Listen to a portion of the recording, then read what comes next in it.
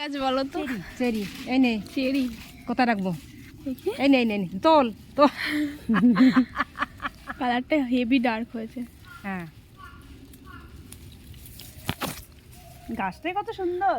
ফলের থেকে গাছ সুন্দর, ওই ফলগুলো সুন্দর। দারুণ। এরকমই পড়ছে নিচে, হ্যাঁ এরকমই পড়ছে। এখনো আপেল কিন্তু খেতে টমেটো টমেটো টেস্ট। খেতে অত ভালো লাগছে না।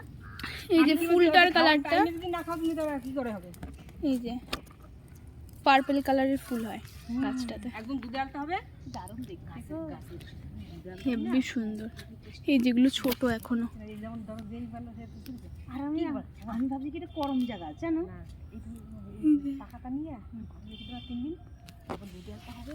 সেটা হলো কি সুন্দর গাছটা, দুধে আলতে হতে হবে একদম ডিপ বেশ কালার, বনসাই টাইপের হয়েছে গাছটা। ডিপ খয়েরি হতে হবে। একটা পাখিতে খায় নিছে এই দেখ বলছি কি একদম এটার কালার বললো কি এই সুন্দর। দেখ, পাখিতে খেয়ে নিছে এটা ডিপ খয়েরি হবে।